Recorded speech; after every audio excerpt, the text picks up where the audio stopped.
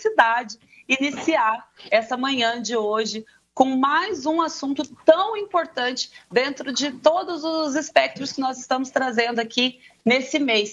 Primeiro seminário ABEL de Consciência Negra, um seminário muito importante, promovido pela Associação Brasileira das Escolas do Legislativo e de Contas, a ABEL, em parceria com a Escola do Legislativo aqui de Pouso Alegre, a Escola do Legislativo da Cidade Mineira de Dumont e a Escola do Legislativo de Itapevi. Hoje, o nosso bate-papo é muito importante, especialmente no dia 21, ontem foi o Dia da Consciência Negra, e hoje a gente vai falar sobre dois assuntos super importantes. Eu inicio o nosso bate-papo de hoje trazendo uma reflexão e uma abordagem muito necessária sobre a aplicação da Lei 10.639, que estabelece o estudo da cultura e da história afro-brasileira nas escolas. Mas e aí, como será que os municípios brasileiros estão se organizando para fazer essa lei sair do papel?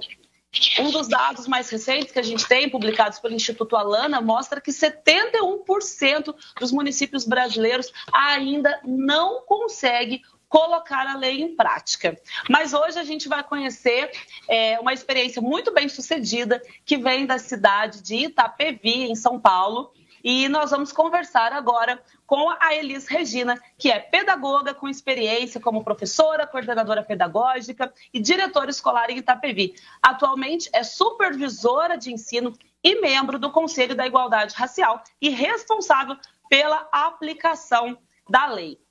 Nós vamos conversar também na sequência, depois de falar um pouquinho aqui com a Elis Regina. Quem vai também apresentar essa experiência tão bem sucedida de Itapevi é a Maria Lúcia Galli. A Maria Lúcia é pedagoga com experiência em educação básica, coordenação pedagógica e direção escolar também em Itapevi. Atualmente compõe o Conselho da Igualdade Racial e contribui na reformulação do projeto político-pedagógico e na implementação da Lei 10.639. E para encerrar a participação de Itapevi, mostrando para a gente todos os resultados da aplicação prática dessa lei, a gente vai conversar, temos a honra de receber aqui hoje a secretária municipal de educação do município de Itapevi, Eliana da Cruz Silva, que vai contar aqui para a gente como que vem sendo cumprida a lei e vencidos todos esses desafios.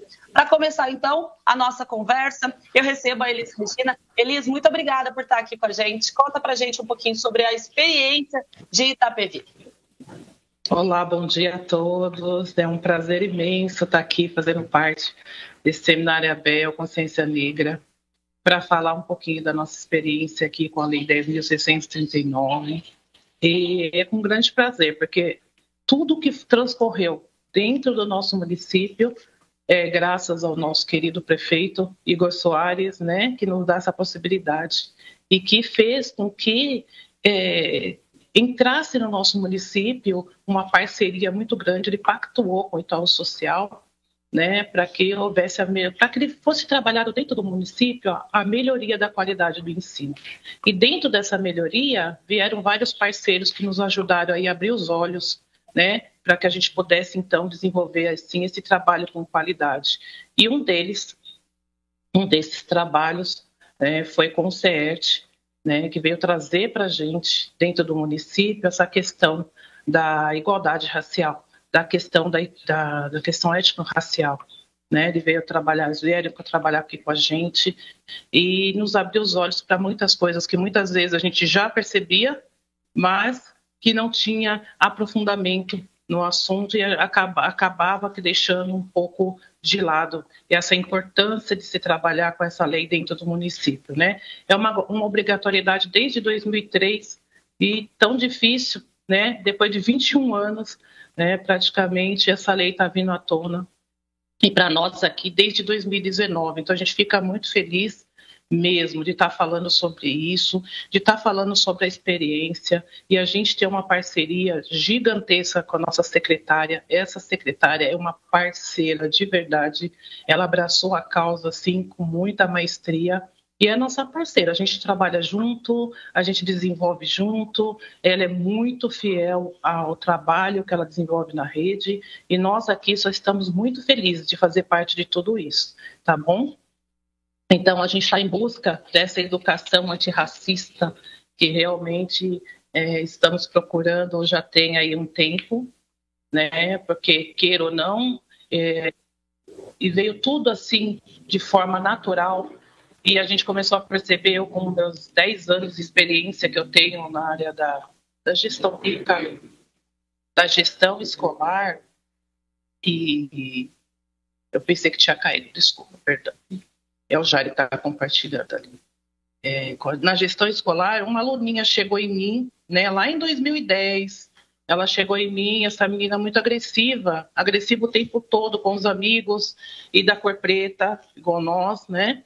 Ela chegou muito agressiva o tempo inteiro, muito agressiva com os amigos. E naquele tempo eu me perguntava, mas meu Deus, o que acontece com essa criança que ela é tão agressiva com os parceiros? E um dia ela tirou, né, arranhou um colega, tirou sangue. Eu falei assim, Senhor, o que acontece com essa criança? E chamei para uma conversa, olhei no olho dela, falei, filha, o que acontece com você? Ela falou, ninguém quer ser meu parceiro, ninguém quer ser meu amigo. Eu falei, mas por que você acha isso? Eu tenho certeza, porque eles não gostam de mim.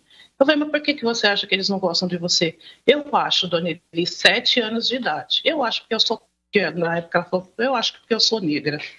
Sabe, uma criança de 7 anos com essa consciência me abriu os olhos de uma tal maneira que eu falei, gente, tem que ser feito algo dentro das escolas de uma maneira mais efetiva para que os nossos alunos se tornem fortes, sejam capacitados para enfrentar essa situação toda de cabeça erguida. Não é possível. E quando o Itaú entrou, lá em 2018, para falar sobre isso, dentro do município, eu falei, gente, agora é o caminho certo, é a semente que a gente precisa plantar, precisa ser plantada para que a gente possa colher frutos lá na frente. A gente sabe que tudo que se fala-se em questão de racismo, isso é estrutural, isso vem de anos, mas nós, enquanto educadores, não podemos deixar passar pelos nossos olhos sem fazer nada.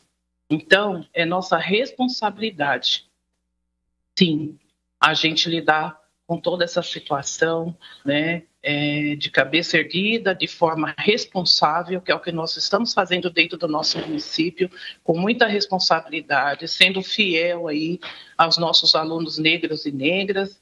A gente está aí com força no nosso trabalho nas escolas, agradecendo assim a toda a rede municipal por todo esse trabalho que vem sendo desenvolvido, né?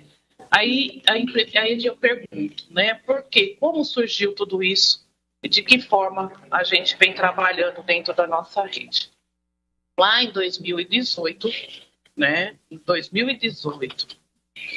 nosso município, ele começou aos trabalhos aqui com o Itaú Social, com essa pactuação que eu falei para vocês antes, com os trabalhos, e nós ficamos assim, imersos. Em 2019 foi a pactuação, em 2018 a pactuação, em 2019 iniciamos um trabalho de 3 dias em toda a Secretaria da Educação, para vocês verem como foi profundo o trabalho aqui dentro da nossa rede.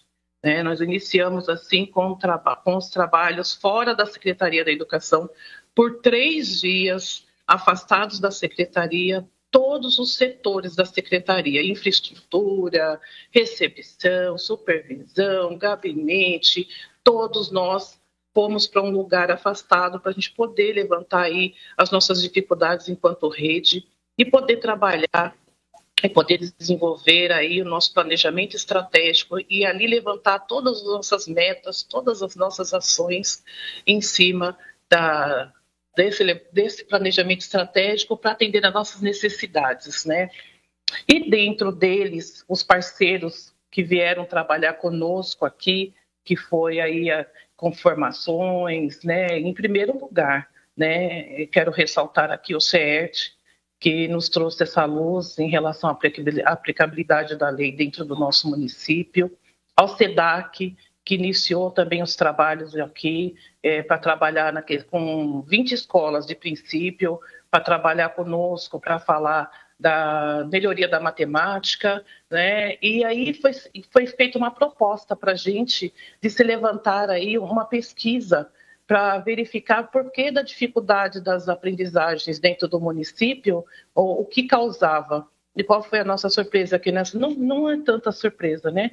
Mas levantou-se que nossos alunos pretos e pretas, né, é que tinha aí a dificuldade do desenvolvimento da aprendizagem. E aí, a partir dali, levantou-se uma luz que a gente teria que ser feito um trabalho efetivo em cima daquilo, e o SEDAC que trouxe isso para a gente. Falamos, vamos fazer essa pesquisa, vamos mais a fundo, levantamos, fizemos formações, para orientações, eles trouxeram para a gente assim, um olhar diferenciado para que a gente pudesse aí, fazer um percurso para que pudesse sanar essas dificuldades de aprendizagem dentro do município. E com ele, esses parceiros que vieram como os braços amigos para nós, o CERT foi um deles que veio e nos colocou aí no período de formação. De princípio, né, nossos diretores, representantes de professores passaram por formações. Nós, principalmente nós, da equipe da secretaria, que eu acho que o principal é que, assim, nós nos damos a diretriz para toda uma rede, então nós que tínhamos que estar aí preparados para que estivéssemos fortes, para transmitir aos nossos diretores, aos nossos gestores, aos nossos professores, a importância da aplicabilidade no município, que ou não nós temos nossos alunos aí que estão passando por situação de racismo dentro das escolas, e a gente precisa ter um olhar aberto e, assim, uma vez plantada, não se volta mais atrás. E o nosso município vem trabalhando de forma efetiva em cima desse trabalho, né, desenvolvendo um trabalho de maestria, e depois nós vamos comentar mais um pouco aqui, falar com vocês sobre um desafio que o CERT nos mandou.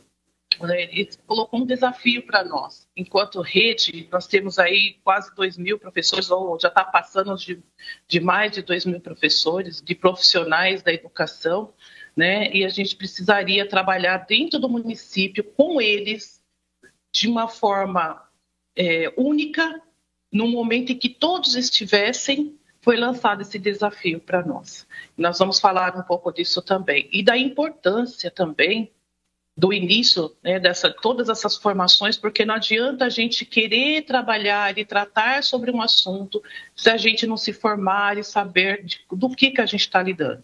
Não é verdade? Primeiro, conhecer a lei, conhecer qual é o que vem de tantos anos para serem trabalhados dentro do município, e a gente não vinha trabalhando. Não é verdade? A gente, sim, tinha já o nosso perfil de trabalho dentro da rede, nós tínhamos nossas datas comemorativas, como todos os anos tem, novembro, a Semana da Consciência Negra, mas a gente queria que isso se tornasse uma rotina dentro das escolas também, que o assunto fosse tratado naturalmente, que não fosse só feito de forma a uma data específica, mas que todos os dias nós temos situações diversas dentro da sala de aula, dentro das escolas, que nos demandam ter experiência e ter conhecimento para tratar sobre a questão do racismo aos nossos alunos, né? Queira ou não, as famílias ainda não estão totalmente preparadas, né, para poder ensinar os seus filhos, né, de como agir, e muitas vezes as crianças sofrem, muitas não, né, sofrem mesmo, muito, com essa questão do afastamento de certos amigos e querendo mudar a sua fisiologia, até o seu modo o seu cabelo, o seu modo de falar, porque o amigo é diferente de você. Então, esse é o nosso dever, essa é a nossa obrigação enquanto Secretaria da Educação. E eu agradeço muito o nosso prefeito Igor por ter pactuado lá atrás, em 2019, por ter colocado dentro das nossas vidas, né, dentro do nosso município, pessoas capacitadas que vieram aí nos ajudar a desenvolver. Não tenho vergonha nenhuma de falar que hoje, com 56 anos, que é a partir de 2019 que a gente está trabalhando a lei com mais efetividade dentro do município. Eu não tenho vergonha de falar, porque agora a gente está colhendo os frutos e isso está nos dando muito orgulho enquanto rede. É um orgulho imenso de ver que as nossas escolas vêm trabalhando, que as nossas escolas estão aí formadas, né, e elas estão procurando formações, entre elas, o nosso HTPC aqui é formativo dentro das escolas, e a formação, eles estão tratando da Lei 10.639, eles estão aplicando em projetos, em atividades dentro da sala de aula, a Lei 10.639, e que tudo iniciou também lá atrás, com essa entrada do Itaú, mas também com o reforço do nosso projeto político-pedagógico dentro do município, que a Maria Lúcia, que é uma das responsáveis, né, por estar desenvolvendo, reformulando junto às escolas, ela vai tratar disso com vocês daqui a pouquinho, mas eu tinha que falar com vocês que quando a gente colocou em prática a questão de deixar organizado, de deixar nosso PPP ativo, nosso projeto político-pedagógico das escolas, estão todas alinhadas ao cumprimento das leis dentro do município, a obrigatoriedade das leis 10.639, da 11.645, a lei da pessoa com deficiência. Então, nós estamos todos aqui procurando desenvolver o melhor e a oferecer para os nossos alunos. Realmente, nós estamos aí, a supervisão de ensino daqui, nossa secretaria, toda a secretaria, porque a gente não faz como a gente fez um evento para 2.000 pessoas, se todos não estiverem alinhados, se as escolas não estiverem organizadas, todos os setores são importantes para nós, todos os setores, tá? E a gente é muito feliz de dizer, hoje em dia, nós podemos ver nossos alunos falando de uma cultura antirracista dentro do município. Tive a felicidade aí de ver um aluno de nossa escola, do meu setor, né, no Instagram, né, da Ludmila. Eu fiquei muito feliz. Eu falei assim, gente, é muito legal, né? É muito bacana a gente ver isso. A Djamila, desculpa, gente, da Djamila, eu fiquei muito feliz. Eu falei assim, gente, que gratificante a gente ver o nosso aluno falando que as escolas não têm que ter o racismo, que a escola, que nós somos todos, que a gente tem que trabalhar com equidade, a palavra equidade para eles agora vem de forma natural. Então, tudo isso vem desenvolvendo com o quê? Com os nossos trabalhos, que a gente vem com a aplicabilidade dentro das leis, dessa forma efetiva, como eu venho falando para vocês, de forma que já está se tornando natural, que é isso que a gente queria.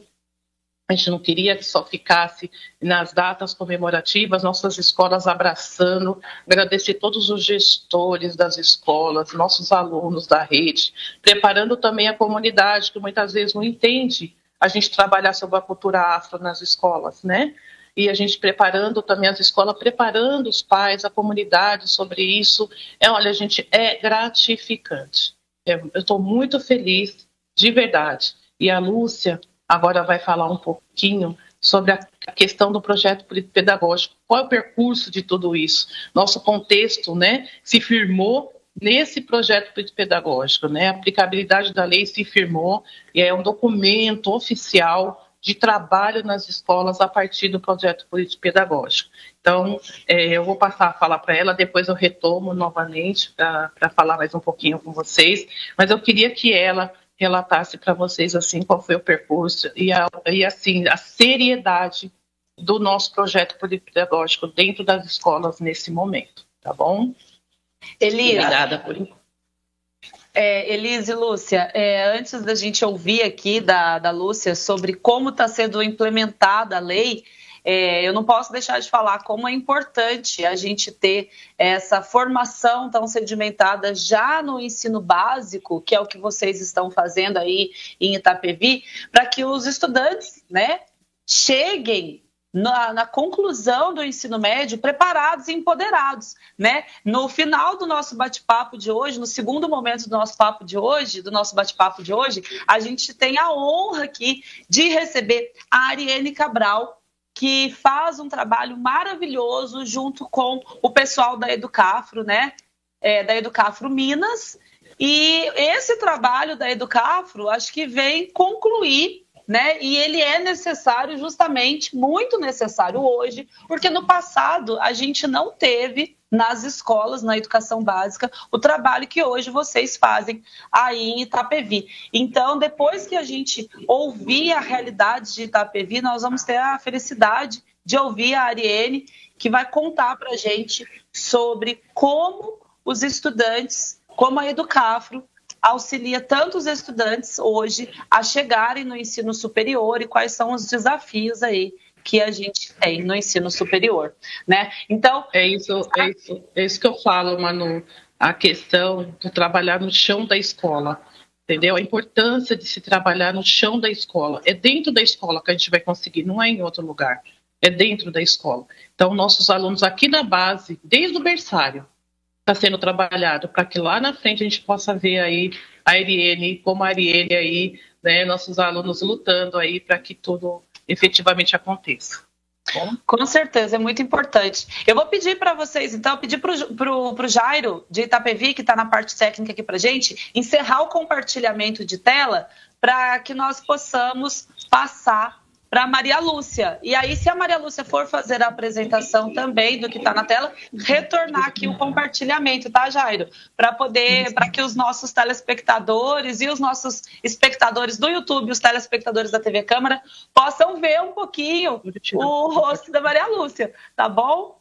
Estou recebendo aqui, a gente está com muita gente ao vivo na TV Câmara agora, o pessoal está me mandando até aqui pelo WhatsApp a informação, que não estava conseguindo ver a Maria Lúcia. Aí, agora sim, muito bem, estamos aqui com a tela compartilhada. Aproveitar, então, que está a tela compartilhada aqui, está todo mundo aparecendo, né, para mostrar aqui para o pessoal quem está aqui com a gente hoje, reforçando. Quem está chegando agora aqui na TV Câmara e no nosso YouTube, esse é o primeiro seminário Abel Consciência Negra. Hoje nós estamos tendo um bate-papo muito importante falando sobre educação. A gente está falando sobre a educação básica aqui com a Elis Regina e a Maria Lúcia e também com a secretária Eliana da cidade de Itapevi, uma das cidades brasileiras que já implementam a lei que determina o estudo da cultura afro-brasileira. E nós vamos ter no segundo momento um bate-papo muito importante com a Ariene Cabral, que representa a Educafro Minas, que faz um trabalho muito importante para que nós tenhamos mais alunos pretos, mais alunos negros no ensino superior. Então a gente vai falar, então nós estamos falando hoje sobre o ensino básico, sobre o ensino superior e como que a gente consegue, né, como é que a gente pode conseguir vencer todos esses desafios. Vamos ouvir agora então a Maria Lúcia. Conta pra gente, Maria Lúcia, como é que está sendo a implementação desse trabalho aí no município de Itapevi. Bom dia a todos. É um prazer estar aqui, compartilhar um pouquinho da experiência do nosso município com todos vocês. Muito grata por esse momento. Né, minha parceira, minha companheira de trabalho aqui, Elis, junto com as demais, né, nós temos mais parceiros aqui dentro da Secretaria, né, Municipal de Itapevi. Né, a minha parceira aqui já contextualizou exatamente qual é o trabalho que a gente desenvolve, né? Então ela começou contando para a gente como foi que surgiu, né, a oportunidade para que nós aplicássemos a lei nas nossas unidades escolares, porque é uma lei obrigatória, sim, né? Tínhamos conhecimento, sim, da obrigatoriedade, só que até então faltava o motivo pelo qual, o meio, né, a forma para colocar em prática, né? De que forma colocar em prática, como fazer valer, né, essa lei tão importante para os nossos estudantes, para que a gente tenha equidade, para que a gente busque o respeito, a valorização de todos, né, para trabalhar e fazer valer uma educação antirracista no nosso município e que seja levada adiante, né? Trabalhar isso dos nossos estudantes, para que os nossos estudantes multipliquem, né, na sua fase adulta, profissionais formados, multiplique essa educação antirracista no nosso município e, consequentemente, no nosso país. Então, como foi que surgiu? E aí, vou pedir para o Jairo compartilhar aqui novamente a tela, porque nós compartilhamos o mesmo slide.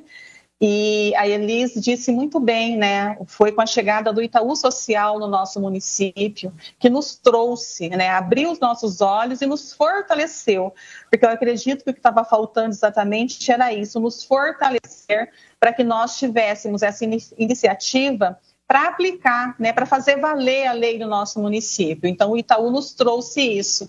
Então, lá atrás, em 2019 ainda, né, a gente teve o início da reformulação do projeto político-pedagógico. Mas antes de iniciar a reformulação do projeto político-pedagógico, nós tivemos, né, fazendo parte dessas formações que o Itaú Social nos trouxe, nós tivemos formação para o perfil gestor, porque nós precisávamos antes fortalecer o nosso gestor, porque um gestor, um diretor fortalecido, uma equipe gestora fortalecida, ela recebe isso de uma forma diferente e vai passar da forma que tem que passar, vai estar apropriado, vai estar empoderado para poder trabalhar com sua equipe, com seus professores com seus estudantes, com a sua comunidade. Então, nós precisávamos disso.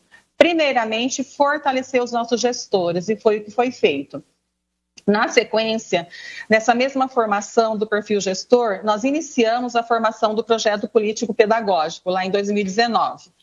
E aí, quando foi em 2020, nós tivemos, também com apoio, com a parceria do CERT, nós tivemos uma escola do município que foi selecionada para trabalhar, para ser o polo, uma escola polo, uma escola onde nós trabalhamos ali bem de pertinho, no miudinho, para poder junto estudarmos a lei, entender exatamente como funciona, Nós estudamos, nós lemos muito, nós buscamos autores, que nos ajudasse a entender, que nos fortalecesse também, porque nós também precisávamos disso, a gente precisava estar fortalecidos, entender, para levar adiante, para atividades, para projetos, para compor o projeto político-pedagógico, porque se a pessoa, se o grupo, se a secretaria, se a escola, se o grupo gestor, os professores não estiverem apropriados e fortalecidos, fica difícil, porque a gente sabe da dificuldade que é trabalhar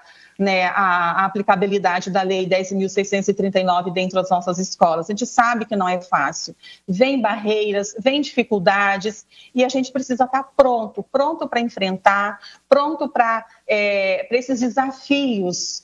E para que isso acontecesse de uma forma tranquila no nosso município, então nós tivemos momentos de estudo com uma escola, que foi o CEMEB Paulo Mariano de Arruda. Nós, Elise e eu, apoiadas pelos gestores do CERT, pelos formadores do CERT. Então, nós tivemos 7 encontros com esses gestores, onde nós estudamos para valer. Então, foram momentos ricos de discussão. Durante esses momentos de estudo, nós também planejávamos juntos com a gestora, buscávamos formas para que elas levassem para a escola atividades, textos, vídeos, mensagens, para estar inserindo no projeto da escola, para que fosse trabalhado de uma forma tranquila e que todos soubessem receber, e abraçar realmente a causa. Então, após isso, a gente sentava uma semana junto com a escola, estudávamos e na semana seguinte a escola já levava para a sua equipe, trabalhava junto com a equipe. E no próximo encontro já nos dava uma devolutiva como que foi recebido, como se deu dentro da escola. E isso nos ajudou bastante, porque a escola ela voltava e falava com propriedade, exatamente como foi. E aí a gente já tinha também a oportunidade de entender onde estava o desafio, onde estava a dificuldade e juntos já procurar resolver. Então, isso foi muito importante. Uma escola polo, para que a gente fizesse esse trabalho ali no miudinho, para depois expandir para a rede, isso foi muito importante para a gente, porque isso tanto fortaleceu a escola, como nos fortaleceu e a gente foi vendo onde estava a maior dificuldade. E essa escola, depois, no momento que chegou a hora de abrir para a rede, a esse trabalho ser ampliado, essa escola, ela pôde mostrar com propriedade que é possível. Porque falar é uma coisa, enquanto a gente está falando, existe a lei, existe a obrigatoriedade, precisa ser trabalhado, é uma coisa. Mas na hora do fazer, o problema está aí na hora do fazer. Como fazer? Como enfrentar essas barreiras? Como que eu vou me comportar diante das situações que virão, das resistências? Como seguir adiante? Então, isso foi importantíssimo para a nossa rede. Fortalecer essa escola para que ela também nos fortalecesse e fortalecesse os nossos gestores das demais unidades escolares. Partindo daí, nós tivemos em 2020 um percurso formativo sobre o projeto político-pedagógico. Por que eu falo muito do projeto político-pedagógico? Porque o projeto político-pedagógico é o documento que norteia todas as ações da escola. ele é o raio-x da escola. Ali tem que estar tudo.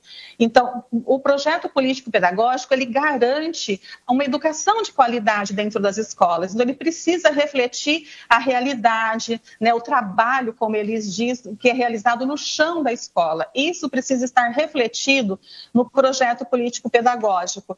E esse também foi um desafio para nós aqui da rede, né? Como reformular esse projeto político-pedagógico, como reformular de uma forma que ele fizesse sentido para a rede e para a escola, porque ele não pode ter a cara da secretaria, ele tem que ter orientação da secretaria, mas com a cara de cada unidade escolar, a necessidade de cada unidade escolar com as diretrizes da secretaria, né? E uma das diretrizes fortes da secretaria é essa, né? Que ele seja explicitado nele, né, as leis 10.639, 11.645, né? E hoje a gente trabalha forte também com a lei da pessoa com deficiência, 13.645, se eu não estiver enganada. Então, por isso que a gente fez esse trabalho muito forte, né, com o nosso projeto político-pedagógico. E isso partiu do momento de...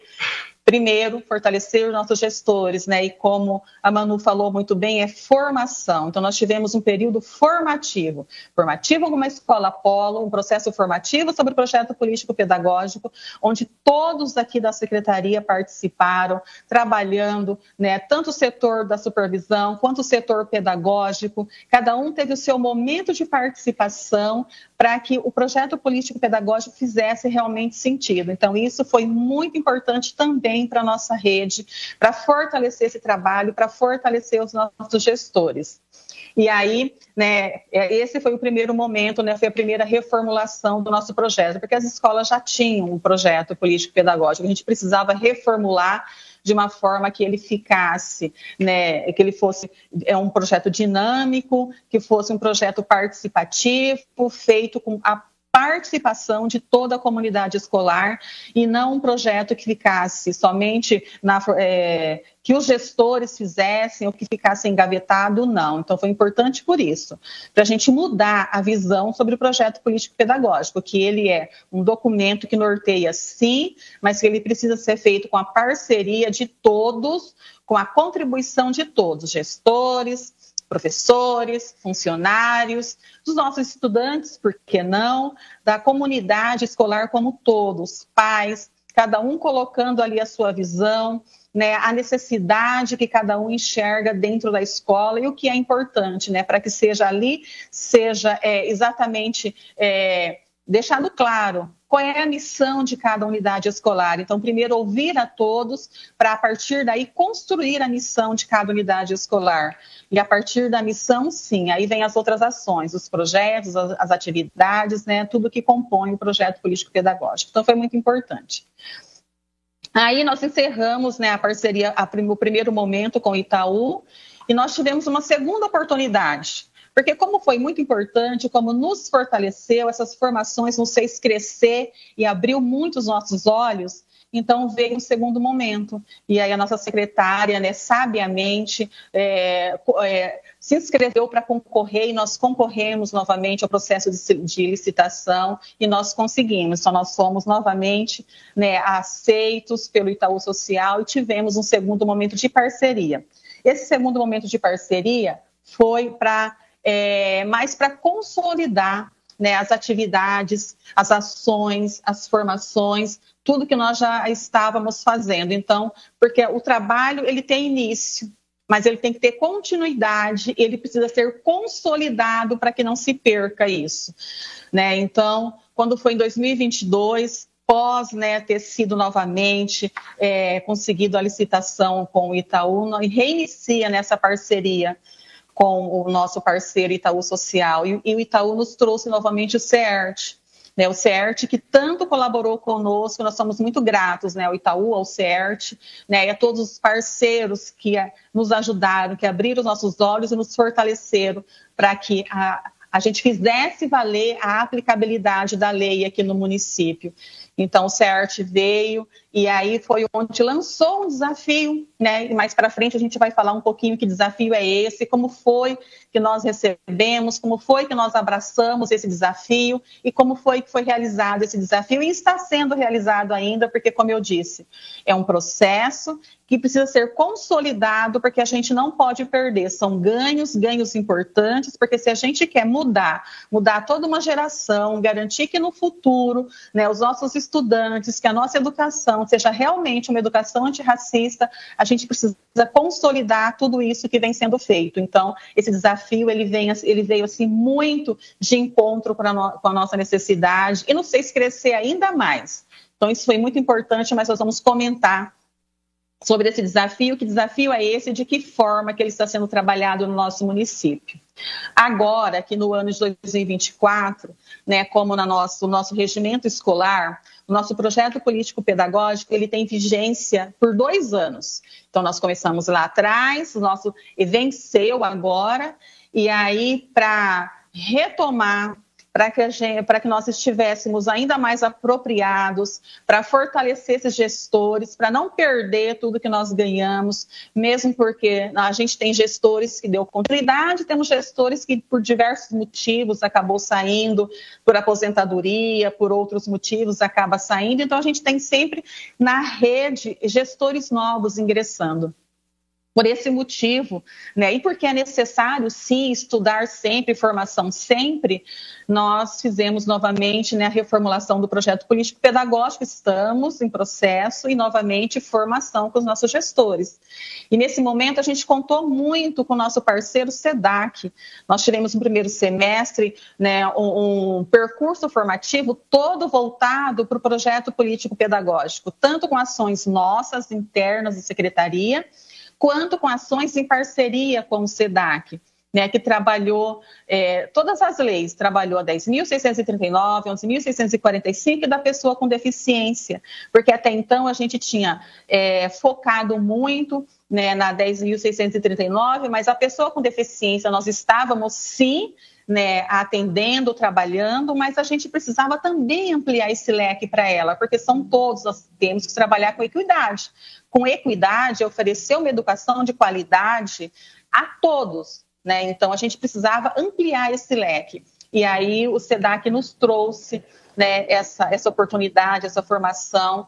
Foi um momento de formação para os gestores, com a equipe da secretaria participando, né? Eles fizeram eles revisitaram ou visitaram, né? Nós revisitamos e eles visitaram junto conosco o projeto político-pedagógico que nós tínhamos e dentro do o que já estava vigente e aí enxergando onde estava ali a fragilidade, né? O que era importante melhorar, ampliar, aprofundar. Então, aí foi construído esse percurso formativo que foi muito bacana, foi muito bom para nós, da secretaria, para os nossos gestores. Eu tenho certeza que hoje os nossos gestores, eles têm muito mais propriedade, são fortalecidos para tratar o assunto e para compor no projeto político-pedagógico. Porque não adianta só falar que a escola está trabalhando, está aplicando a lei, se eu abro o projeto político-pedagógico e não está constando.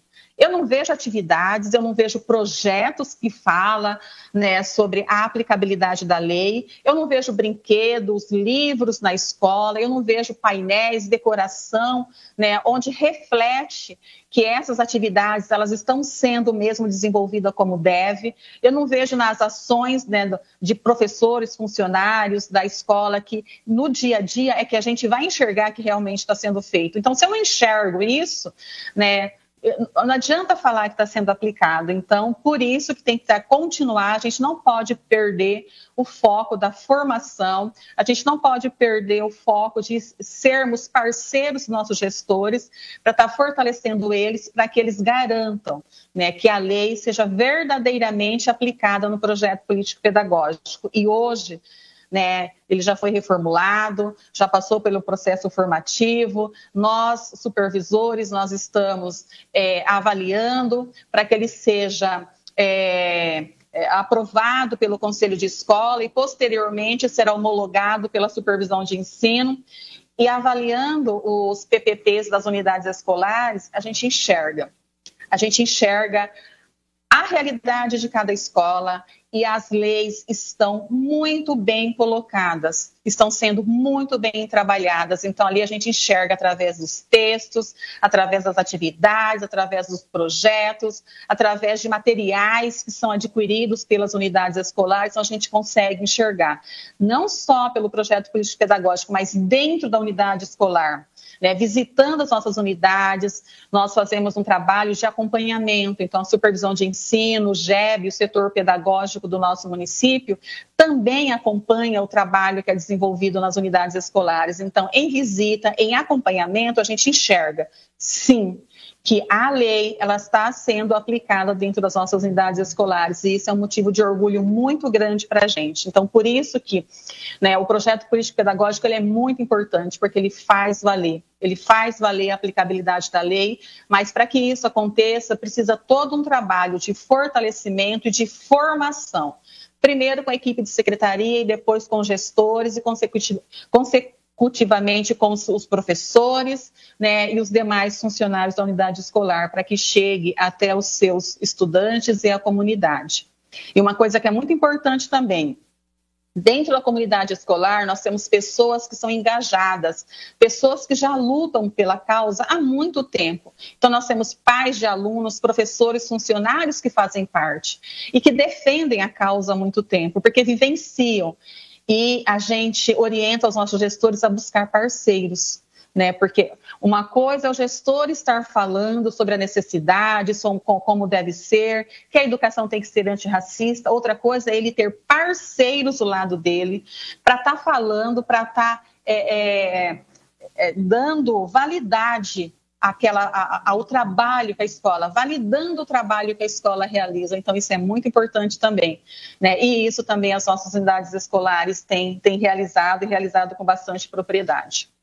Eu vou devolver a fala novamente aqui para minha parceira Elisa, ela vai falar um pouquinho sobre que desafio é esse que o CERT lançou e que nós aceitamos e que a gente vem trabalhando dentro do nosso município.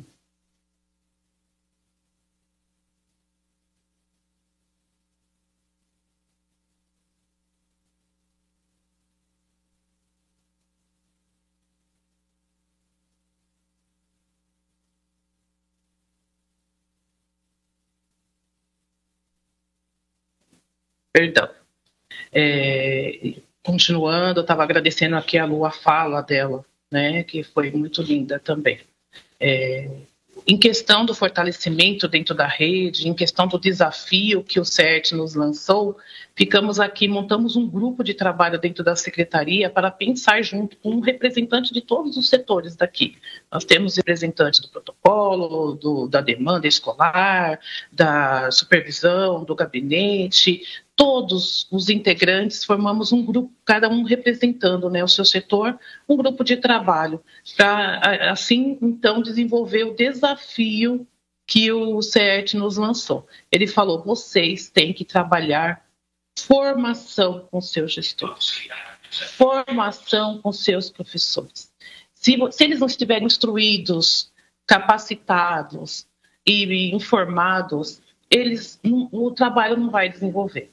Então, nós ficamos aqui pensando, fizemos 3 reuniões, eu falei, meu Deus, o que nós vamos fazer aí para abraçar 2.000 pessoas num único momento para a gente poder passar sobre a importância da aplicabilidade da Lei 10.639 dentro do município.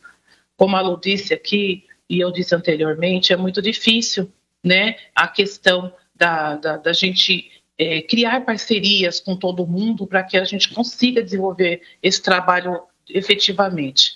E nós conseguimos, graças a Deus, com essa força de todos, nós levantamos aí, o CERT falou para a gente assim, olha, para todo mundo, não deixa ninguém de fora. Pensando, aí um colega nosso da comunicação aqui falou, gente, o que a gente vai fazer, de que forma vamos fazer esse encontro? Né? Ele falou assim, já sei, vamos fazer uma jornada. Vamos fazer uma jornada. Aí um fórum, ele falou a palavra fórum de princípio. Eu falei, nossa, um fórum para 2.000 pessoas.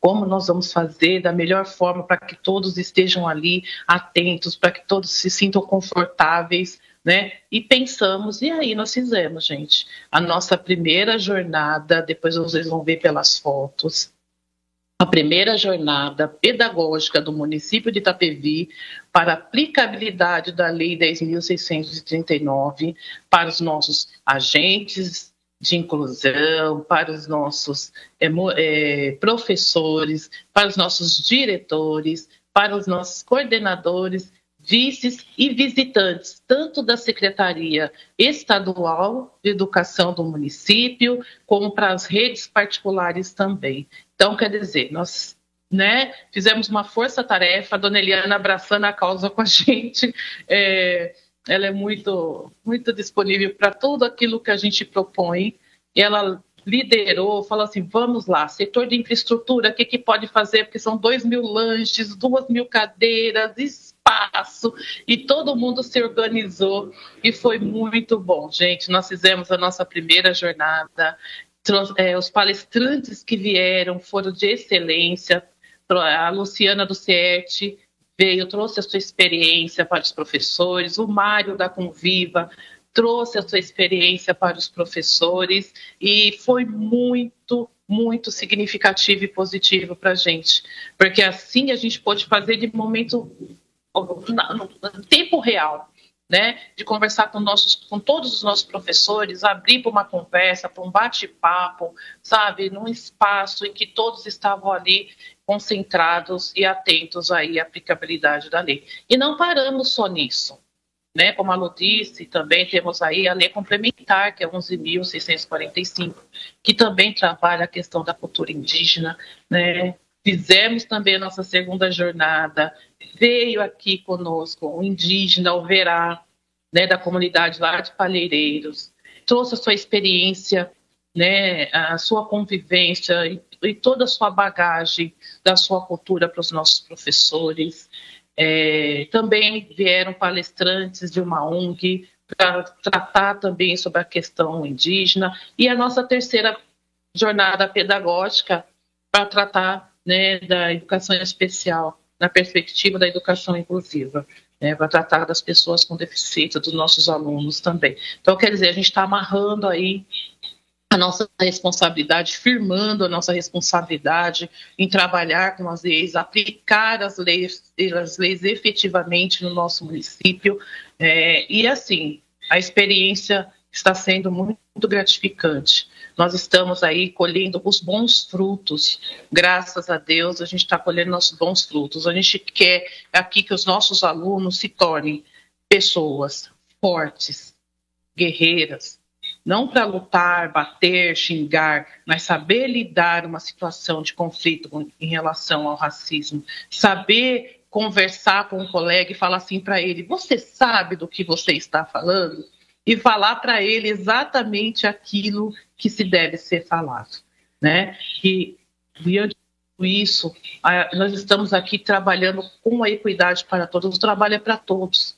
E a gente quer que nossos alunos sejam fortes, nossos alunos pretos e pretas, negras e negras, sejam fortes, sejam pessoas que saibam lidar de cabeça erguida. A gente não quer ninguém de cabeça baixa, sofrendo, querendo mudar a sua cor ou querendo mudar o seu cabelo. A gente quer que eles se aceitem como eles são, que eles sejam fortes, guerreiros e firmes nas falas deles com qualquer pessoa que vierem tratá-los de forma depreciativa, tá bom? E nós vamos dar continuidade. Vamos dar continuidade o ano que vem, se Deus quiser, aos trabalhos. A gente vê ainda nas mídias muitas coisas sendo faladas em relação ao racismo nas escolas. E nós vamos trabalhar, sim, em nome de Jesus. Vamos continuar o nosso trabalho dentro da rede, com as formações aos nossos professores, aos nossos gestores, fortalecendo-os para que eles se sintam fortes, para que se sintam confortáveis em tratar do assunto sem nenhuma vergonha, sem nenhum, é delicado. Não, é um assunto que tem que ser tratado, tá bom? E as questões étnico-raciais dentro do nosso município, como vou dizer assim, é nossa alegria, é nossa alegria. Eu, como uma mulher preta, posso falar para vocês, é uma alegria. Ontem teve aqui os eventos, né, relacionado à consciência negra, em comemoração ao Zumbi do Palmares e à consciência negra, do conselho que nós e eu e a Lu fazemos parte, né, do Conselho pela Igualdade Racial, e a gente vê assim as pessoas falando de uma forma tão sublime sobre isso agora, de forma tranquila. Então, assim, nós estamos no caminho certo. Semeando, aos poucos a gente vai chegando aonde a gente quer chegar. Elis, Maria Lúcia, é muito bom ouvi-las assim e perceber como que a Secretaria Municipal de Itapevi tem se mobilizado e tem colocado na prática a aplicação da lei, né? Isso é muito importante. Eu vou passar, então, para a nossa secretária municipal de educação, que está aqui com a gente, para fazer a conclusão desse trabalho, a Eliana da Cruz Silva. Eliana, mais uma vez, obrigada por estar aqui com a gente. E conta para a gente aí como que você conseguiu, né? Você como gestora da educação municipal, como é que você conseguiu mobilizar sua equipe e vencer esses desafios. E aí eu queria deixar uma pergunta também para as três, né? A gente está tendo uma participação muito grande dos professores e da equipe aí de Itapevi, muita gente com a gente online agora no YouTube, compartilhando suas experiências e tal. E aí eu queria perguntar para vocês, como que vocês recebem aí dos professores que estão no dia a dia das escolas, como que eles sentem que os alunos não negros recebem esse trabalho? Como que tem sido a receptividade das crianças que não são negras? Como elas têm recebido e sentido essa ação? Tá bem, bom dia. Uma satisfação muito grande estar aqui neste momento junto com a Câmara Municipal de Pouso Alegre. Quero aqui cumprimentar a Ariane Cabral, da Educafro Minas, a Manu Barreto, que é a diretora da Escola do Legislativo de Pouso Alegre, cumprimentar aí minhas queridas supervisoras, o meu assessor aí, Jairo, que sempre está pronto a nos dar essa assessoria. Quero dizer a vocês que o assunto não é fácil, né? Tanto que, quando a gente faz um breve histórico das leis, da Lei 10.639 e da Lei 11.645, a gente vê que a Lei 10.639, ela foi criada em janeiro de 2003, apenas para alterar as diretrizes e bases da educação nacional, né, a nossa BNCC, para colocar a obrigatoriedade da história e cultura afro-brasileira dentro da BNCC, certo? Isso foi lá em 2003. Quando foi em 2008 que veio a Lei 11.645, ela tornou obrigatória a inclusão e o estudo da história e cultura indígena e afro-brasileira, né? No ensino fundamental. Por que teve que colocar essa obrigatoriedade? Né? Eu estou na rede há muito tempo e eu me lembro quando saiu a lei de 2003, houve uma cobrança logo em seguida do Ministério Público, porque a lei ela foi implantada e os municípios não conseguiram atuar com o assunto da lei, já incluindo dentro da base nacional e cada município incluir, por conseguinte, no seu currículo próprio, né? E aí, currículo escolar. Aí, o que aconteceu? Veio, então, a obrigatoriedade, obrigando para que cada município, cada estado buscasse desenvolver esse trabalho dentro do ensino fundamental, né? E todo esse trabalho, eu digo aos senhores, né? Não é fácil, não foi fácil, não é muito fácil, né? Brilhantes as colocações das minhas queridas supervisoras, e digo assim, nós tivemos problemas, né? Problemas de mães muito atuantes. Nós estamos no município de Itapevi, onde 58% da população é negra, né? E aí o que acontece? As pessoas sabem, então se o professor lida com determinado assunto que a mãe, o pai acreditam que não está correto, o que acontece? A mãe busca a Secretaria da Educação para que então possamos ali contribuir e ajudar ajudar esse professor. Né? Então, existiu uma questão, inclusive, com o cabelo enrolado, né? Lembram-se, supervisoras, né? Que nós tivemos que chamar a mãe, explicar, a professora não agiu corretamente. Dentro da ideia da professora, ela agiu corretamente, mas para a mãe isso não estava correto. E nós tivemos que fazer uma reunião próprio de situações, né, que precisamos ajustar e buscar soluções, e dessa forma a gente vem trabalhando, né? A Elis colocou muito bem das 3 jornadas pedagógicas. As jornadas pedagógicas elas foram realizadas em sempre início de semestre, tá? Ou início do primeiro semestre ou início do segundo semestre. Então, 3 jornadas foram realizadas no prazo de 1 ano e meio. Ok?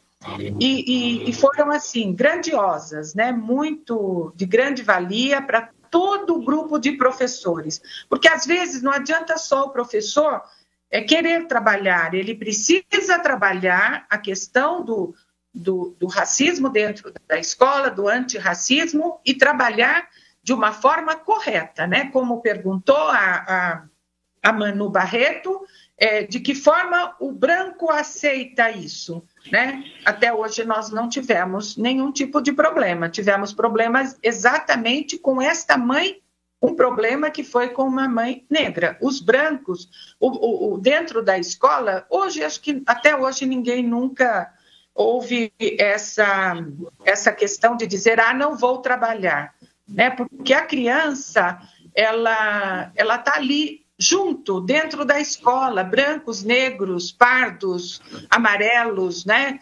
indígenas, todos estão ali para desenvolver o trabalho. Então, não existe esta maldade que, às vezes, a gente vê lá na frente, em campos de futebol, em algumas situações, né? Então, eu queria até retomar uma questão, fiz até uma anotação aqui. Este ano, o Enem trouxe como tema os desafios para a valorização da herança africana no Brasil. Que tema lindo, que tema fantástico, né? E aí, o que acontece? Eu tenho um neto que fez o Enem, e ele disse, vó, eu fui para o lado das religiões. É tão rico o assunto que, meu Deus, religião, a gastronomia, a questão dos costumes, essa herança africana, ela é presente no dia a dia do povo brasileiro. Não há como não enxergar, né? Só achei assim que para o Enem, dentro daquela redação que cada aluno tem que colocar, é um tema muito amplo e o tempo é muito curto para escrever coisas tão lindas num tempo tão curto, né? Ter lá a introdução, o desenrolar da história, a conclusão, apresentar soluções, tudo isso dentro da prova do Enem, né? Mas um tema assim extremamente importante que foi colocado com muita sabedoria, né? Pelos agentes aí que cuidaram. Então, a gente vem num trabalho de desenvolver mesmo a história e a cultura afro-brasileira e americana.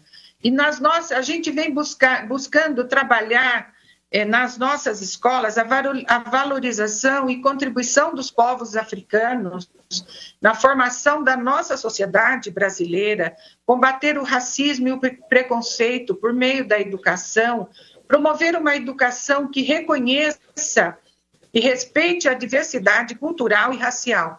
E tudo isso, dentro da escola, é possível fazer. É possível desde que cada professor receba a sua formação, se tiver dúvidas, que ele busque soluções junto com seus parceiros, junto com a própria Secretaria de Educação. Ontem foi o Dia da Consciência Negra, em Itapevi teve um momento lá de comemoração, que agora Antes, alguns municípios, não sei o estado de Minas, mas aqui em São Paulo, muitos municípios não tinham o feriado, né, da consciência negra.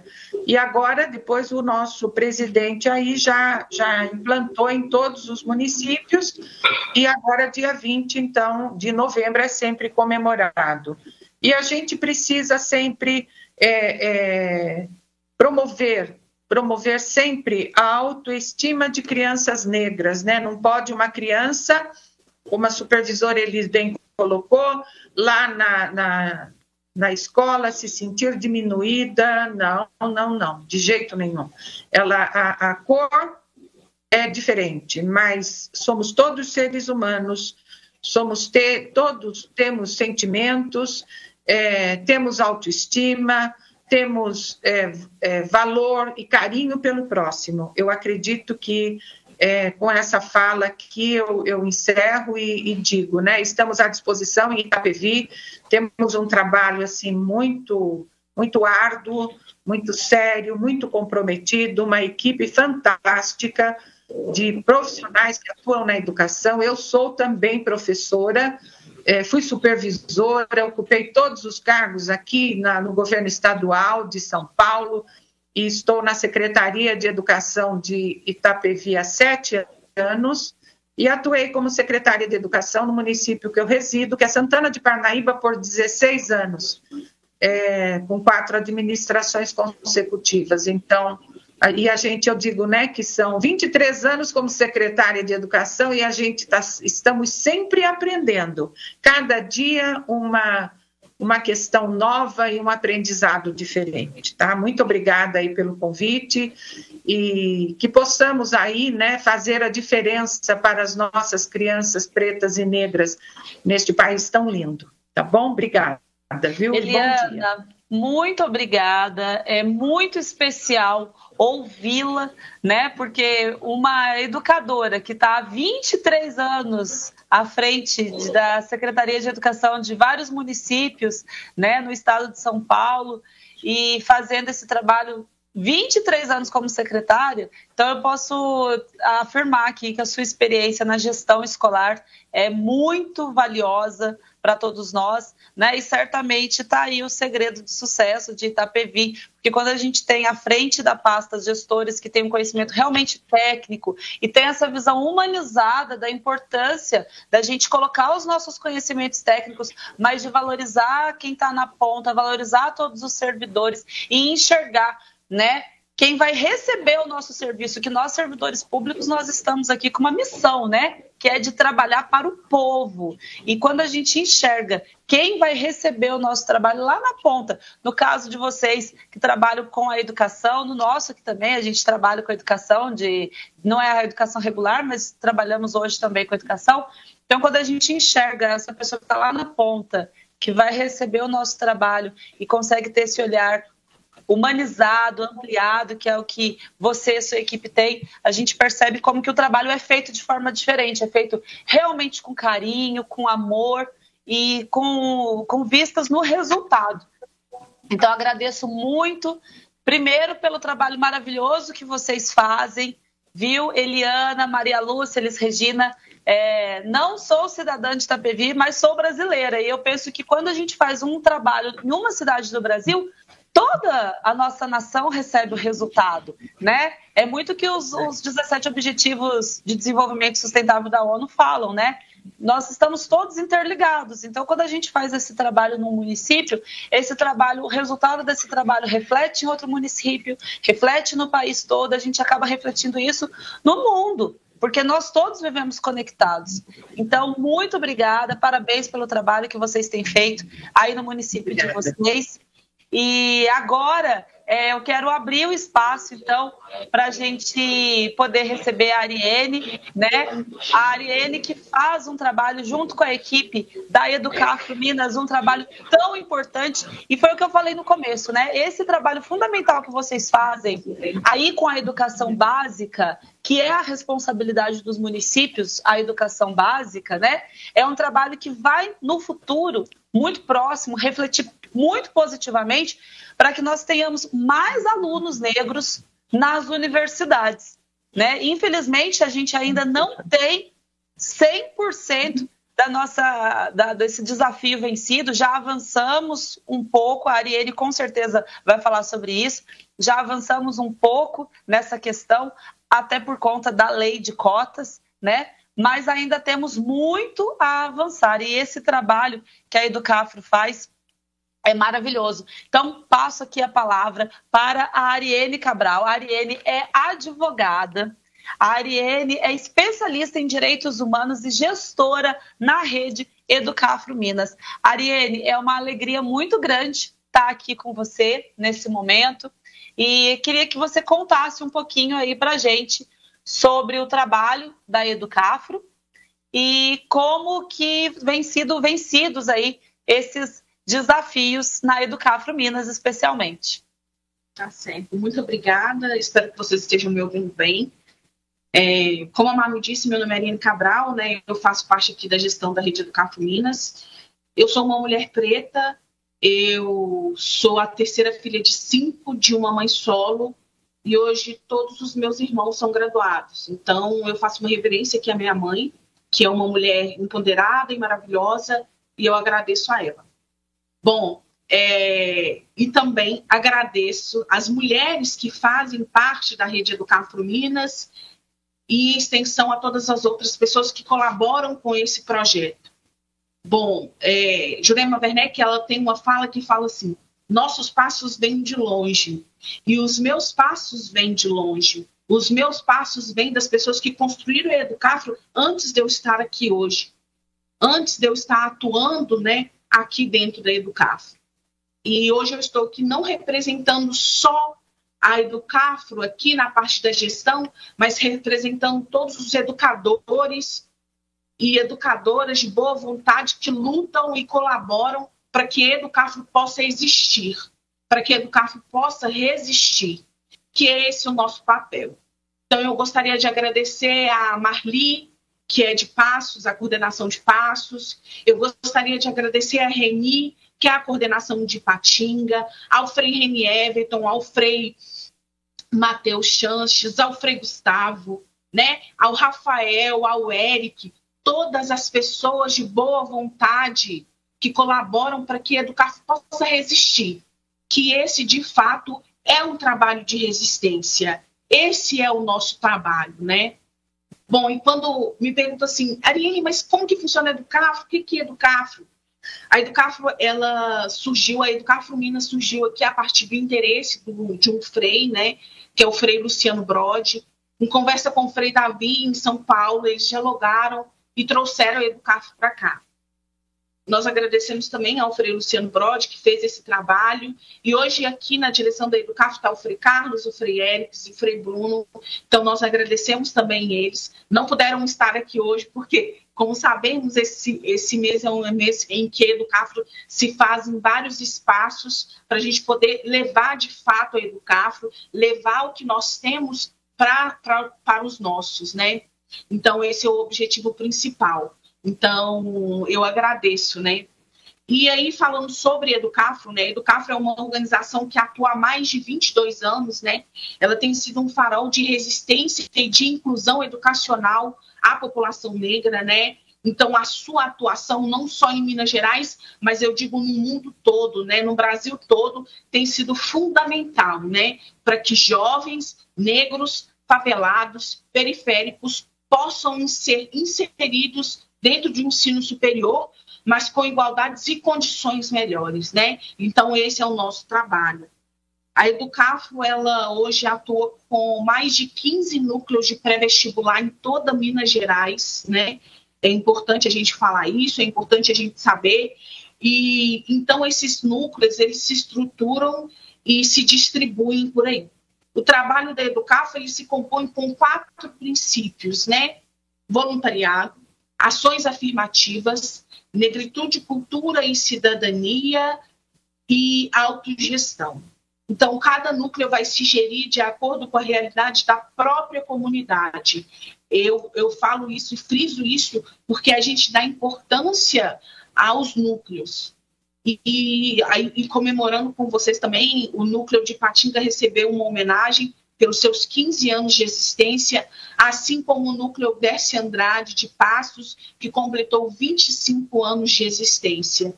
Então, vida longa a esses núcleos, vida longa gestoras desses núcleos que fazem a Educafro acontecer. Além disso tudo, os núcleos eles são mais que meros espaços de ensino. São espaços coletivos, de construção de conhecimento, de emancipação e de empoderamento. Então, acontecem as aulas, né, essas vivências com metodologias ativas, né, para a preparação do Enem, do Enseja e de mais vestibulares, né? Então, a gente atua com o método pedagógico de educação popular. Então, todo o trabalho desenvolvido em todos os núcleos da Educafro, a gente segue o método. E, então, a gente conta com professores universitários, líderes sociais, pessoas que são de outra profissão e atuam dentro da rede Educafro Minas, né? Então, a formação não é um requisito obrigatório, porque aqui dentro da Educafro, a gente valoriza a diversidade e habilidades e dons que cada indivíduo possui, sempre pensando também no âmbito da negritude, que é um dos objetivos principais da Educafro Minas, né? Então, pensando nesse âmbito da negritude, nós temos um caderno que é feito pela nossa equipe pedagógica, que é o Caderno de Negritude, Cultura e Cidadania da Rede Educafro Minas, né? Esse caderno é muito importante para a gente. Esse caderno é feito em 4 anos, em 2 anos, às vezes a gente atualiza ele de 1 em 1 ano, entendendo a necessidade de se falar sobre raça, sobre exclusão, sobre direitos humanos. Nós compreendemos essa necessidade e a gente trabalha de fato com isso, entendendo que todas as mulheres, todos os homens têm direitos iguais e a gente precisa de falar sobre genocídio da população negra, porque os nossos estão morrendo, né? Existe um pacto para exterminar esses jovens negros. Então, a Educafro Minas, ela luta contra isso, né? Trazendo orientação, trazendo formações, trazendo apoio, né? Além desse trabalho, né, de formação que a Educafro tem, nós também temos uma moradia estudantil, né? Porque a gente está aqui hoje falando sobre acesso e permanência. Não tem como eu falar de acesso sem falar de permanência, porque a gente sabe que existem vários fatores. O acesso é um e a permanência é outro. Permanecer nesses espaços onde a todo instante estão falando para a gente que não é nosso, que não é para a gente estar ali, é uma grande diferença. Hoje a gente tem uma moradia estudantil com 4 casinhas que acolhe 8 universitários, oriundos dos núcleos da rede Educafro Minas, né, que estão no ensino superior.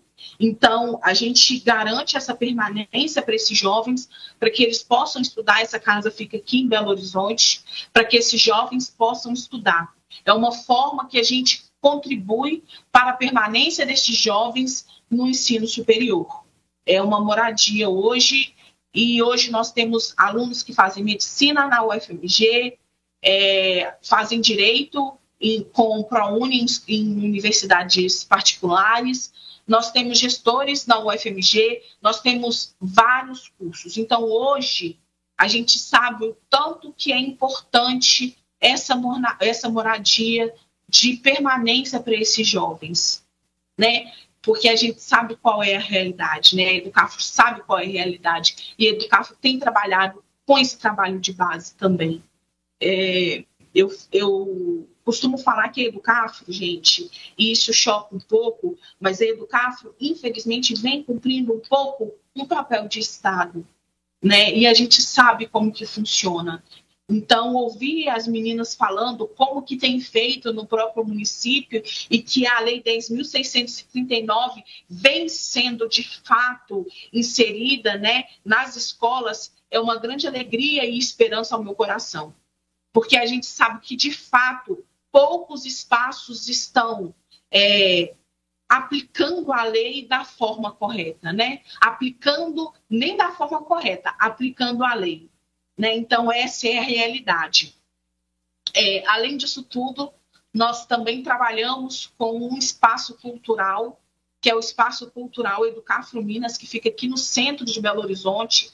É um espaço dedicado à população negra, porque a gente sabe que precisa de um local para estudar, precisa de um local para ensaiar, precisa de um local para as formações, e a gente decidiu criar esse espaço para a população preta. É um espaço voltado à população preta. E esse espaço é uma extensão do nosso caderno de negritude, cultura e cidadania, né? Eu falo que esse caderno é importante para a gente ter criado esse espaço, né? Promover a educação e a cultura. A gente segue, né, essas reflexões dos movimentos negros, dos movimentos antirracistas. Então, ele materializa essa matéria de negritude, cultura e cidadania, refletindo, né, o compromisso da Educafro Minas com a igualdade e a inclusão. Esse é um dos objetivos principais da Educafro, né? Não é apenas um mero local de aprendizado, mas é um verdadeiro coração cultural que ressoa a importância da diversidade cultural, do movimento negro, construído com afeto e comprometimento, que é o alicerce, né, que a Educafro busca, né? Então, acho importante a gente falar sobre isso, a importância desse espaço, a importância desse pré-vestibular, e também não poderia deixar de falar aqui sobre essa dificuldade ao ensino superior, né? Então, a gente sabe que, especialmente em universidades públicas, ainda é um reflexo das desigualdades estruturais do nosso país, né? Então, a gente vem falando sobre isso. Então, quando a Eliana comentou sobre o tema da redação, é um tema que a gente vem trabalhando, é um tema que a Educafro vem trabalhando, e essa matéria de negritude, cultura e cidadania é uma matéria importante, e a gente conseguiu, assim, compreender a importância dessa matéria a partir dessa prova do Enem. O cenário da educação do ensino superior, né, no Brasil, especialmente com pessoas pretas, a gente sabe como que funciona. Existem desigualdades estruturais, e dados recentes mostram, né, para a gente que, apesar dos avanços significativos, né, das últimas décadas, a presença de negros e negras na universidade ainda é inferior, né? Ainda é inferior a estudantes brancos. Então, a gente sabe que o racismo estrutural se faz presente, que está aí, né? E essa exclusão histórica da população não só reflete no número de ingressantes, mas também fala sobre a falta de representatividade nos corpos docentes e nas lideranças. Cadê as pessoas pretas nos cargos de lideranças? É um questionamento que a gente vem fazendo. Então, inserir esses jovens também em cargos de lideranças é um objetivo da Educafro. Então, a gente sabe que quando estudantes negros não se veem representados nessas figuras de lideranças, principalmente nas narrativas acadêmicas, que a gente sabe muito bem como funciona, é como se elas próprias fossem excluídas, né? Então, elas não têm esse direito pleno a essa educação, né? Quem são os autores negros que os educadores estão trabalhando com esses jovens dentro das universidades para se sentir representados, né? Quem são esses professores? Eu lembro que no meu tempo de graduação eu tive uma professora negra, uma professora.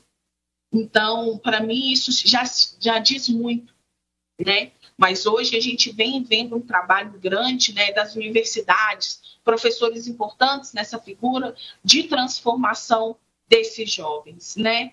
Então, a Djamila Ribeiro, ela tem uma fala que ela fala, não sei se é exatamente assim, mas, né, citando ela, que esse lugar de fala é uma expressão daquilo que nos foi negado, né?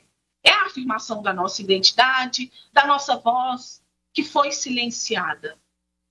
Então, ela fala da luta por espaços do ensino superior.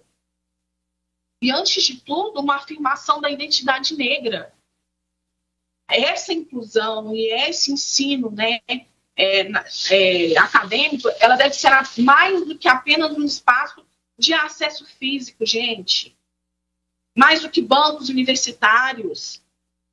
Ela precisa de ser um espaço onde negros possam exercer sua voz, onde pessoas pretas possam estar seguras, serem reconhecidas, serem valorizadas, serem protagonistas da construção de conhecimento, de emancipação, de empoderamento.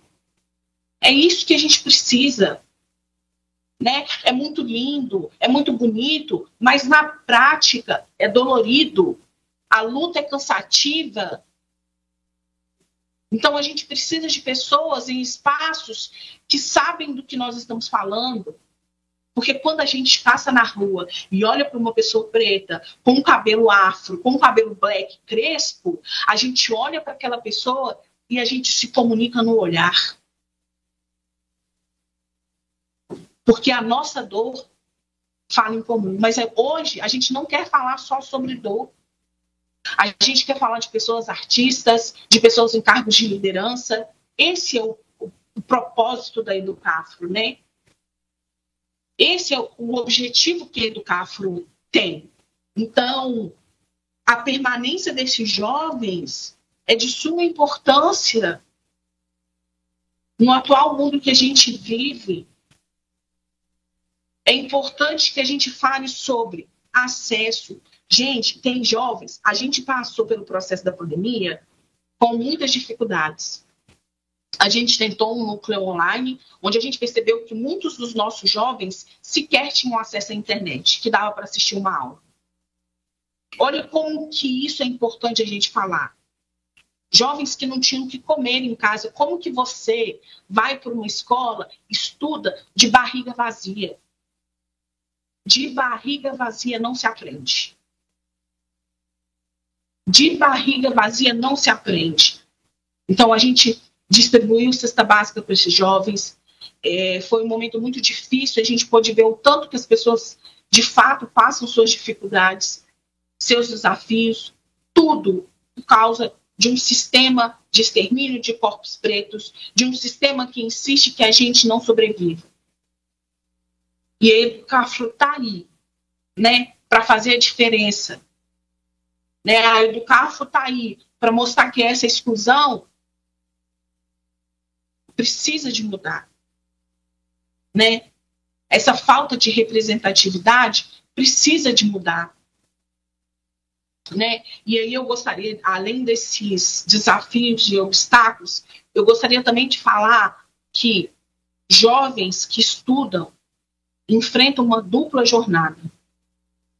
Enquanto eles estão lidando com as demandas acadêmicas, também tende a enfrentar um racismo estrutural dentro da realidade cotidiana, que são as microagressões diárias, né? A invisibilidade nesses espaços.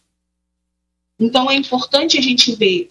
Recentemente, eu fiz uma formação por um projeto que a gente estava falando como que o racismo afeta a saúde mental e a saúde física também de crianças pretas. Então, é importante que a gente faça esse estudo para a gente entender como que está funcionando um sistema, né? Esse ano a Educafro ingressou mais de 50 alunos no ensino superior, em vários cursos de graduação, né? É importante a gente falar isso, das nossas conquistas hoje, do que a gente vem, de fato, fazendo para transformar essa realidade, né? E eu gosto muito de citar autores negros. Eu gosto muito. Eu me sinto representada. E a Lélia Gonzalez, ela fala sobre essa representatividade e sobre essa resistência, né? Reconhecer e valorizar essa resistência negra nas universidades, né? Ela fala também que a inclusão universitária negra, ela não passa apenas pelo acesso, mas também por esse reconhecimento de suas histórias, de suas vivências. Então, é importante também que se leiam autores negros, que estudem autores negros, porque eles nos trazem o norte para a nossa construção, para quem nós somos, né? E eu gosto muito, então, a Conceição Evaristo, ela também fala sobre a visibilidade dessas mulheres negras, sobre a representatividade, sobre questão de sobrevivência também. Então, que nós possamos ser vistas, ouvidas e respeitadas em todos os ambientes em que a gente estiver. porque a Educafro está aí não só para cumprir esse papel, mas também para trazer vida, para trazer empoderamento para essas mulheres, esses homens negros que são esquecidos, que são marginalizados, né? Então, esse é o papel da Rede Educafro Minas. A gente sabe que o Brasil ele tem enfrentado várias desigualdades sociais, várias exclusões desse ensino. Então, eu falo que a Educafro ela vem hoje para garantir que esses estudantes tenham as mesmas condições de sucesso e desenvolvimento acadêmico que seus pais brancos. Gente, a gente precisa de ter um olhar afetuoso para esses jovens e não jovens, porque hoje a Educafro também tem incluído pessoas com mais maioridade nos ensinos superiores, que voltaram hoje para poder estudar, que entenderam que há uma oportunidade para eles nesses espaços, né? Então, a Educafro é um campo de resistência, né? É preciso que negras e negras ingressem nas universidades e não se sintam só meros sobreviventes dentro daqueles espaços.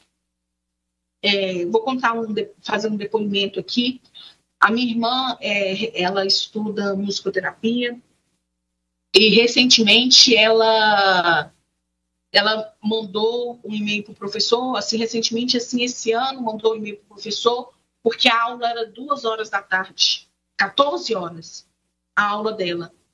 Só que a gente sabe qual que é a realidade de pessoas pretas, que precisam de trabalhar. Então, a inserção desses jovens negros dentro do ensino superior também muda como que a educação vai ser direcionada.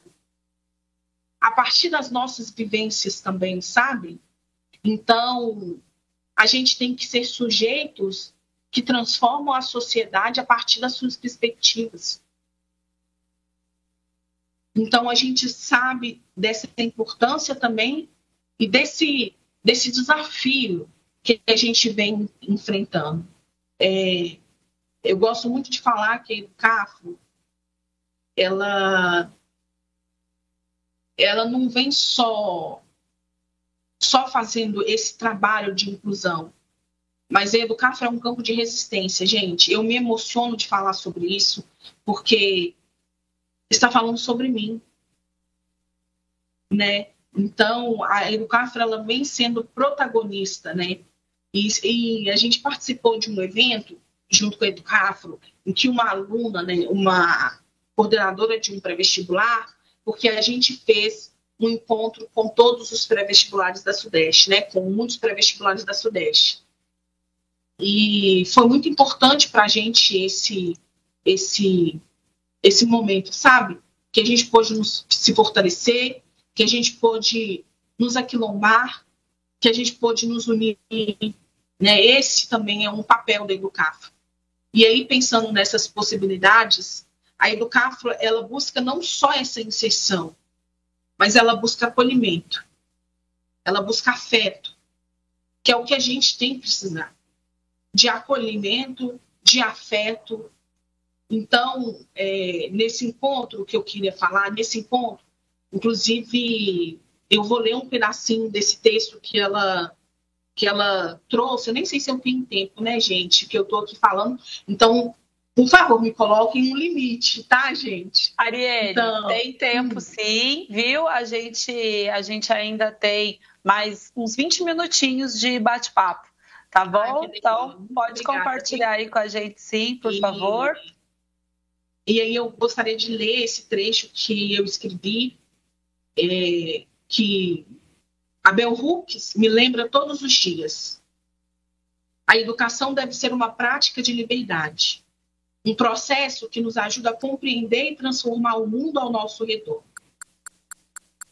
Então, eu vivo e reflito que os pré-vestibulares populares não são apenas preparações acadêmicas, mas batalhas pela justiça social. E teve uma aluna que é a Rayane, coordenadora que é a Rayane no encontro, e ela falou um pedacinho desse texto. Quando me perguntam qual é o seu livro favorito de Paulo Freire? Eu respondo: Medo e Ousadia, lançado em 1986. Porque todos aqui já sentiram medo em algum momento na vida. Medo de ficar sem alimento, medo de não ter acesso à saúde, medo de não ter um teto, medo de não ser aprovado em uma entrevista de emprego, medo de não passar num concurso, medo de ir na rua protestar, medo de ir trabalhar e não voltar para casa. Mas hoje, parafraseando ela, nós estamos aqui. Estamos sendo ousados. Porque não somos ingênuos em acreditar que a classe dominante desenvolveria uma educação que nos ensinasse a ter um pensamento crítico. Então, nós somos ousados em fazer a transformação social. Somos ousados porque aprovamos corpos desviantes para o ensino superior. E somos ousados por acreditar que amanhã vai ser melhor que hoje. Então, eu falo para vocês aqui hoje, gente, porque eu sigo vigilante e resoluta, com o espírito aceso e o coração firme, que essa luta continua, que essa luta não para, e que eu vou com os meus. Ninguém liberta ninguém. Ninguém se liberta sozinho. Os homens se libertam em comunhão, como diz Paulo Freire. Então é preciso que a gente tenha essa percepção. É preciso que a gente olhe para essas pessoas com um olhar afetuoso, com um olhar de carinho, com um olhar de respeito, que é o que a gente tem precisado.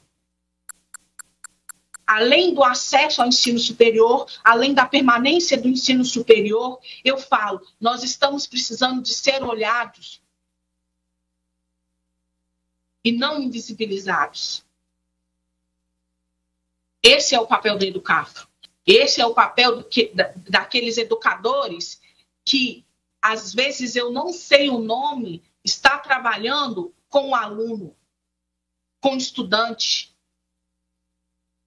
A Educafro vai além. A Educafro Minas, hoje, ela vai além de um cursinho preparatório para o acesso ao ensino superior. Nós estamos falando de família. Nós estamos falando de afeto. Nós estamos falando de responsabilidade. E é esse papel que a Educafro Minas vem cumprindo. Não só por mim, mas repito o que eu comecei falando. Por todos os educadores de boa vontade que lutam e acreditam nessa causa. Então, eu vou fazer uma extensão aqui a todos os cursinhos, a todos os pré-vestibulares comunitários que estão fazendo o seu papel na sociedade. Nossos passos vêm de longe. E os meus passos vêm dessas pessoas. Desses educadores. Porque eu não vejo uma outra transformação a não ser pela educação. Não tem outro caminho. Ô, gente, eu encerrei, viu? Ariane, olha, é tão potente a sua fala, é tão importante a gente ouvir você falando e estar aqui nesse diálogo, né? Todas nós aqui refletindo e discutindo juntas. E quando você estava falando, me vieram tantas coisas à cabeça, né? Tantas coisas. É o que você fala, né? Nós, pessoas negras, a nossa luta é sempre parecida. Nós podemos morar em cidades diferentes, nós podemos ter o tom de pele um pouco diferente, não é? As nossas lutas são sempre as mesmas. E é tão especial a gente ver como a educação transforma.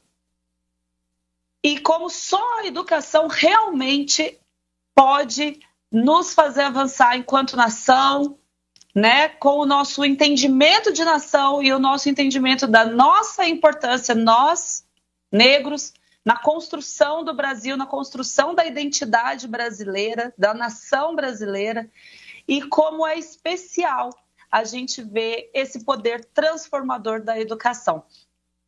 Assim como você, a minha realidade também foi muito parecida. Na minha família, a minha geração foi a primeira geração de pessoas graduadas, minha irmã e depois eu. Eu entrei na graduação por meio do ProUni e na minha faculdade, no meu curso de jornalismo, só tinha eu, de negra. Eu era a única, mas eu não era a única na minha sala. Eu era a única na graduação de jornalismo. Só tinha eu. E naqueles 4 anos que eu fiquei na faculdade, aí eu pensava, nossa, quando que isso vai mudar, né? Porque eu vim da escola pública. E na escola pública não tinha só eu de aluna negra. Na escola pública era o contrário. Eram poucos os colegas que não eram negros. E eu estava ali na faculdade e pensava, meu Deus, quando que isso vai mudar? E eu fiz faculdade já faz um bom tempo. Recentemente, eu fiquei muito emocionada, acho que 4 anos atrás, 3 anos atrás, quando no Dia da Consciência Negra, próximo do Dia da Consciência Negra, eu estava assistindo o programa O Encontro, ainda era com a Fátima Bernardes, e ela levou um especialista para falar sobre os reflexos do ProUni, da lei de cotas e tal, e aí ele apresentou um dado. Eu chorei quando eu vi aquela entrevista, num programa um programa tão leve, né, que o objetivo do programa é ser mais leve, trazer discussões mais rasas, mas eu chorei porque falou comigo. Ele contando que pela primeira vez na história do Brasil, a gente tinha conseguido ter quase 50% de alunos negros nas universidades.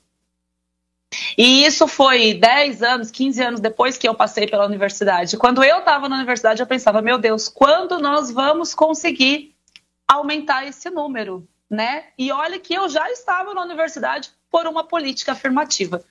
E quando o que você falou de a gente se encontrar na rua e se identificar, como isso é importante, como isso é especial. A primeira vez que eu vi um médico negro, e eu tenho 36 anos, a primeira vez que eu vi um médico negro foi quando eu fui fazer o parto do meu primeiro filho. O anestesista era negro. E aí eu chorei, peguei na mão dele e chorei. Falei, olha, que especial. O nascimento do meu primeiro filho, ter um anestesista negro, né? E é muito importante a gente ver como a educação transforma. A realidade da minha vida foi transformada pela educação, porque eu pude, porque tantas outras pessoas que vieram antes de mim fizeram por mim, e eu pude entrar na universidade, e depois eu pude ingressar na carreira pública, num concurso público. E aí a gente vê como que a educação, assim como transformou minha vida, tem transformado a sua vida, Ariane, eu tenho certeza, e como a educação pode transformar a vida de todos os jovens, né? Dos jovens negros, dos jovens que não são negros e estão nas periferias, dos jovens negros e que estão nas periferias, os jovens indígenas, né? E todas as minorias que a gente vê, e que nós precisamos sim falar sobre isso, precisamos sim desses espaços, como o espaço que a Abel colocou nesse ano, e eu aproveito aqui para fazer um agradecimento, e tenho uma informação aqui, Ariane, que eu acho que é sempre bacana a gente reforçar e relembrar. Quando você falou sobre os postos de comando, aqui na Câmara de Pouso Alegre a gente tem a felicidade de ter, numa realidade, numa estrutura que nós temos 6 chefias gerais da Câmara, 5 chefias gerais, nós temos 2 chefias gerais ocupadas por mulheres negras, que é a minha, aqui na direção da Escola do Legislativo da Câmara de Pouso Alegre, e a da Lili, minha querida companheira de trabalho, que a sala dela é aqui próxima da minha, ela é a gestora do CAC, que é o Centro de Apoio ao Cidadão. Os nossos 2 núcleos são os núcleos que prestam o maior trabalho de volume para a população, em termos de funções e de acesso da população ao poder legislativo. E 2 funções tão especiais, tenho muito orgulho de ocupar a função na direção da Escola do Legislativo. A gente faz um trabalho muito importante na formação, principalmente de jovens e crianças, para que nós tenhamos uma cidadania mais ativa, mas uma maior participação da população nas decisões e na democracia, efetivamente. E a Lili, com esse trabalho tão importante, que é um trabalho de ampliação dos direitos também do cidadão, de ampliação do acesso ao cidadão ao poder público, ampliação dos postos de trabalho no município de Pouso Alegre, e nós duas, como mulheres negras, nessas funções. Então, eu vejo que, aos poucos, nós estamos conseguindo alcançar novos espaços, mudar essas realidades, deixar os espaços mais negros, né? Isso mesmo. Né? Vamos conseguindo deixar esses espaços mais negros e entendendo que essa luta é de todos nós, todos os brasileiros, né? Dos brasileiros negros, dos brasileiros brancos, dos brasileiros indígenas, porque o nosso povo é um povo, é uma nação brasileira, né? E que todos nós construímos essa nação juntos. Então, que todos nós também temos que lutar. E isso é uma coisa que eu converso muito com os meus filhos, que eu penso também que nós temos que sempre continuar esse diálogo com as próximas gerações e de trazer, né, para eles essas questões. Eu só tive meninos, então converso muito com eles também sobre a questão do machismo. Eu acho que é nossa missão, enquanto mães de meninos, trabalhar com eles essa educação antimachista e antirracista. Ariene, muito obrigada pela sua fala, pela força da sua fala. Eu tenho um carinho muito grande pela Educafro. Tive a felicidade de conhecer o Frei Davi num evento que nós participamos em São Paulo. Tenho muito carinho pela Educafro. Não tive a oportunidade de ser aluna da Educafro aqui na minha cidade. Infelizmente, não tem um núcleo. Espero que, quem sabe, vocês possam vir para cá. Quem sabe a gente possa juntar forças e trazê-los para cá, para o nosso município. Pouso Alegre é uma cidade muito pujante e uma cidade que tem uma população negra grande, mas essa população negra não está ainda nas universidades. A realidade que eu vivi quando eu estudei aqui e que depois em São Paulo, quando fui para a USP, senti a mesma coisa também, só tinha eu lá, negra, e estava eu lá de novo, de minoria, mas que nós sejamos, se nós ainda por um tempo formos minoria, em quantidade, em alguns espaços, mas que sejamos maioria na força e na potência, e isso eu tenho certeza que somos, né? E que daqui a pouco não seremos minoria mais na quantidade nesses espaços tão importantes. E reforço o agradecimento à professora Eliana, secretária de Educação do município de Itapevi, Maria Lúcia e Elis Regina, que fazem esse trabalho tão importante na base, né? O trabalho da base é tão importante para que depois a gente tenha esse reflexo tão especial lá na frente. Bom, o nosso tempo acabou. Foi uma alegria estar aqui com vocês na manhã de hoje. Uma alegria muito grande para quem acompanhou a gente ao vivo pela TV Câmara, no canal 18.2 aqui em Pouso Alegre. Todo mundo que nos acompanhou também pelo YouTube, quero mandar um beijo muito grande. Eu consegui acompanhar um pouquinho dos comentários de vocês e foi muito bom estar com vocês aqui e aproveitar para reforçar o convite para que na próxima quinta-feira é o nosso último encontro do Seminário Abel Consciência Negra. Na próxima quinta-feira a gente vai falar mais sobre educação, trazer outras cidades também que têm bons exemplos, e aí eu aproveito para puxar a sardinha aqui para o nosso lado aqui de Pouso Alegre. Vou estar de novo aqui no Seminário Abel, aí não como mediadora mais, mas aí vou estar do lado de vocês para contar como acontece, como nós temos feito aqui em Pouso Alegre e tentado melhorar um pouquinho, mudar um pouquinho a realidade do nosso município a partir da educação. Meninas, um beijo muito grande no coração de vocês. Foi uma alegria estar aqui com vocês. Espero que a gente possa algum dia se encontrar pessoalmente, continuar esse bate-papo também pessoalmente, tá bom? Beijo grande para vocês. Encerro aqui o nosso bate-papo de hoje do Seminário Abel Consciência Negra.